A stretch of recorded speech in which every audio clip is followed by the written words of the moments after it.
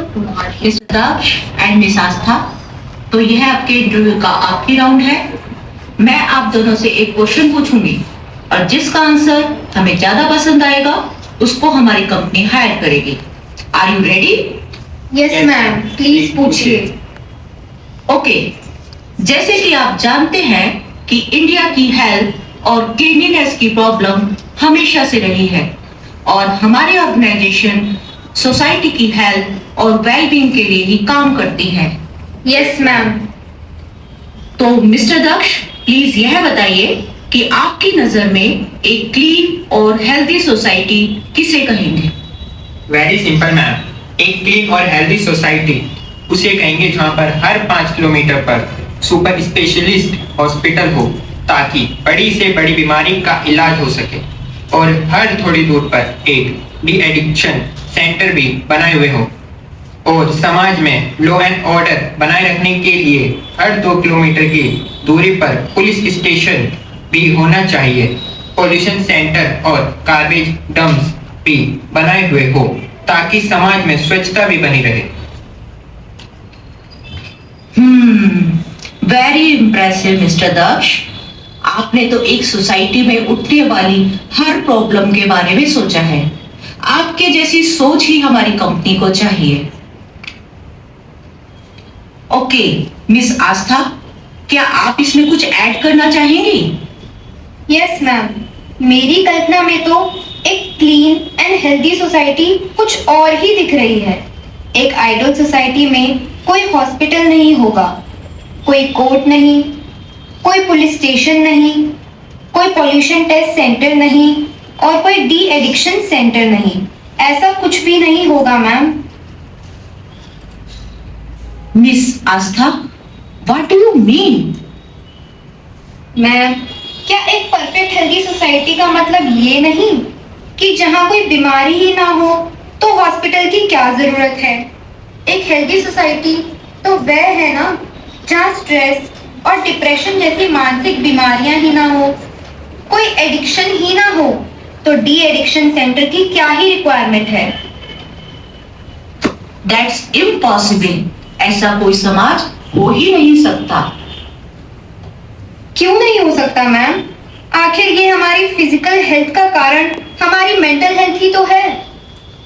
Mental health? देखिए, आप जो भी कह रही है ना, मुझे कुछ भी समझ नहीं आ रहा है। Anyway, thank you. आप दोनों जा सकते हैं। हम आपको 2 दिन बाद रिजल्ट बताएंगे। Okay, thank you ma'am.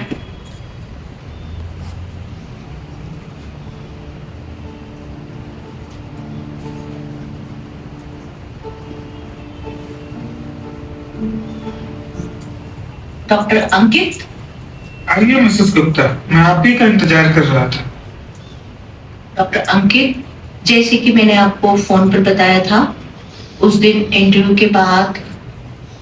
Yes Mrs Gupta, मुझे याद है। आपके मन में यही प्रश्न हो रहा है ना कि फिजिकल हेल्थ का मेंटल हेल्थ से कोई रिलेशन है क्या? यस डॉक्टर, आप एक मेंटल हेल्थ स्पेशलिस्ट हैं, आप ही मुझे गाइड करें। जरूर।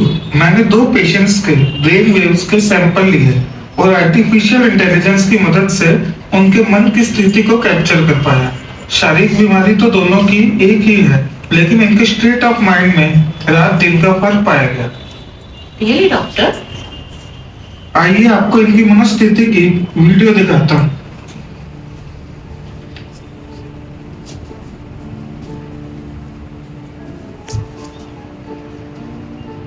दुनिया का बोझ हम उठाते हैं, सारी दुनिया का बोझ हम उठाते हैं, उठाते हैं, बोझ उठाते हैं, सारी दुनिया का बोझ हम उठाते हैं।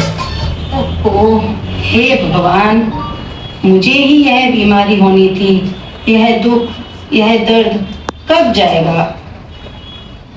सुंदर सा आज कुछ कर गुजर, भर के खुशियाँ खुद में, सारी दुनिया में भर, दिन है सुंदर सा आज कुछ कर गुजर। बीमारी तो आई है, चली जाएगी, पर मुझे हमेशा खुश रहना है और सबको खुशियां बांटनी है। अरे, तुमने आज की ब्रेकिंग न्यूज सुनी है? वो मर्डर केस का मुजरिम पकड़ा गया, कड़ी से कड़ी सजा मिलनी चाहिए उसे। हाँ, पुलिस और कानून तो अपना काम कर ही रही हैं, लेकिन हमें तो उसे पॉजिटिव वाइब्रेशंस देने चाहिए ताकि वह अपने में परिवर्तन ला सके। मुझे तो नफरत है ऐसे लोगों से। अच्छा, वो सब छोड़ो। तुम्हें पता चला ऑफिस में रोहन की प्रमोशन हो गई है? क्या? रोहन की प्रमोशन हो गई है? पर इस साल तो मेरी प्रमोशन होनी थी। रोहन को तो बॉस के आगे पीछे घूमने के अलावा आता ही क्या है। ऐसे मत सोचो बहन, वो जरूर डिजर्व करता होगा। स्टे पॉजिटिव, तुम्हारी भी प्रमोशन जरूर होगी। दुआएं दो तो दुआएं जरूर मिलेंगी। दुआएं? और उस रोहन को? कभी नहीं।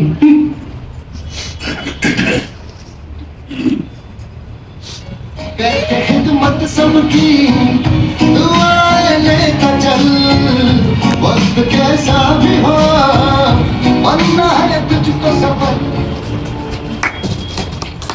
अनबिलीवेबल। इसका मतलब हम पूरे दिन अननोइंगली कितना व्यर्थ और नेगेटिव बातों का बोझ, डर, चिंता और हर्ट अपने मन में लेकर चलते हैं। एग्जैक्टली, जिसका असर फिर कहीं ना कहीं हमारी हेल्थ पर भी जरूर पड़ता है। यह तो एक बहुत बड़ी रेवोल्यूशन है डॉक्टर। बिल्कुल। ऑन दी अदर हैंड, जो लोग हमेशा खुश रहते हैं, सबको सुख देकर दुआएं कमाते हैं, उनकी फिजिकल प्रॉब्लम्स भी जल्दी ठीक हो जाती है। तभी तो इस दूसरे पेशेंट की रिकवरी पहले पेशेंट के कंपैरिजन में बहुत फास्ट हो रही है।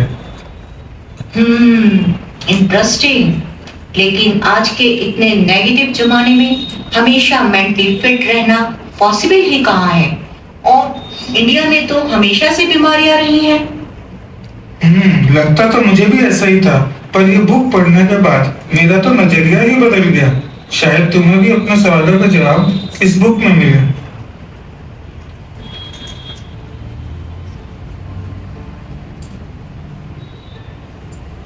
भारत का स्वर्णिम इतिहास।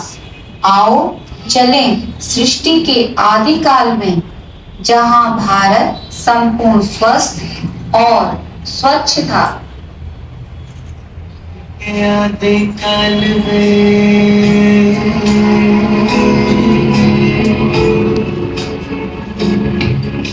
सृष्टि के आदिकाल में था एक प्यारा सा देश, नाम था आर्यव्रत, उसका था हर कोई वहाँ विशेष। नाम था आर्यव्रत, उसका था हर कोई वहाँ विशेष। मैं हूँ भारत का स्वर्णिम इतिहास। आदिकाल में स्वच्छता और पवित्रता का था वहाँ बसेरा, बेहद सुख की धूम और शांति का सवेरा। सदा स्वस्थ तन और मन था उस भारत की पहचान, दुख रोग और पीड़ा से था वह बिल्कुल अनजान। अच्छा, और क्या था उस भारत में? गुणों से संपन्न थे, कोई नहीं वहाँ शोर था।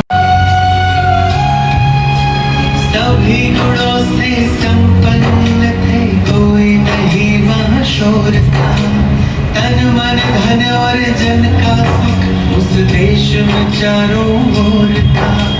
तन मन धन और जन का सुख उस देश में चारों ओर था। संस्कार सभी के श्रेष्ठ थे, संस्कार सभी के श्रेष्ठ थे, और देवी की संस्कृति उनके पावन प्रथम कणों से पावन थी प्रकृति। उनके पावन प्रथम कणों से पावन थी प्रकृति। और सृष्टि के आदिकाल में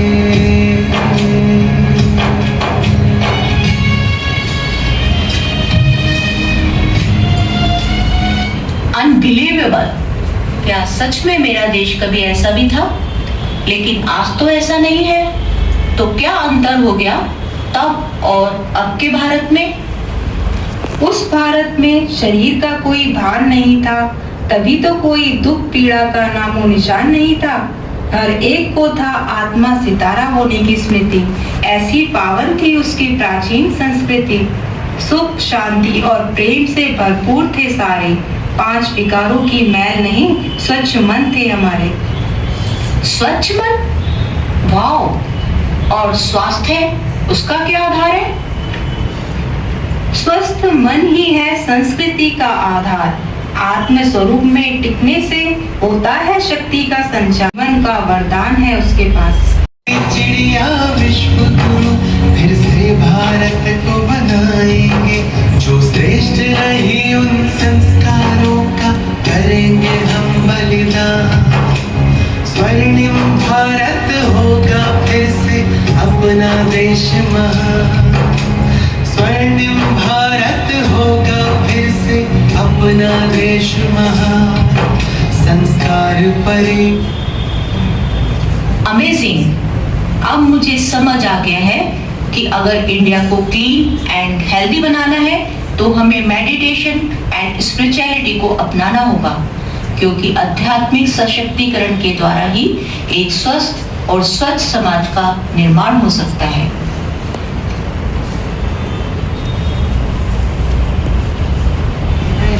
हम विश्व के